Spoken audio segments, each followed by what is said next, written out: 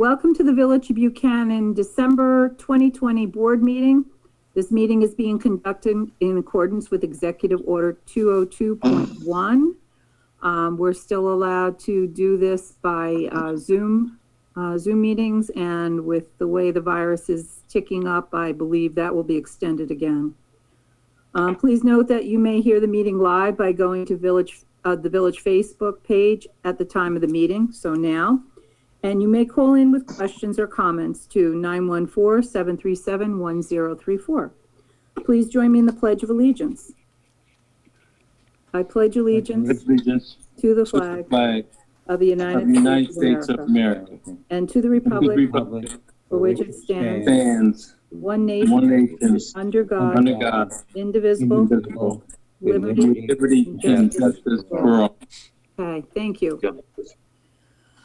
First thing on the agenda is the approval of minutes to the September 22nd, 2020 workshop meeting. Any questions, comments, corrections? I have none. Nothing for me. And I'm good. Okay, good. On a motion? Second? Second. All in favor? Aye. Okay, comments from the floor, agenda items only. Do we have any comments so far? Just to let you know, we have two attendees. So if anybody wants to make comments as an attendee, you can raise your hand, and the mayor will recognize you. Just want to bring that out too. And that will go into the chat box. Yep. Okay, good. Keep an eye on the chat box. Okay, I'd also like to, we're going to go into new business, but I would like to also amend the agenda. I'd like to add on number E. We're going to be calling for a public hearing for a local law amending section 211 to our zoning code. So on a motion to add that onto the agenda. Second? Second. All in favor? Either way. Aye. Thank you. Okay, so the first thing under new business is to consider a motion to call for a public hearing on January 5th, 2021, regarding the overlay district. So we're going to schedule that for the January 5th meeting. On a motion? So moved. Second? Second. All in favor? Aye. Comment. Sure, absolutely. Yes. Several comments. Okay. As you well know, everybody, I'm opposed to this emphatically. I feel it will change the nature of the village, number one. Number two, the traffic, I noticed the traffic situation will be dealt with by the developer. So I don't think that's a valid situation, because it's going to be to the developers plus to have the traffic go his way. As of right now, it's very difficult to cross 9A from any of the adjoining streets in Buchanan by car. So one of the questions I have about this too is that are we going to have new traffic lights to accommodate the increase in traffic? And who's going to pay for those traffic lights to be installed, and who's going to continue paying for their operation?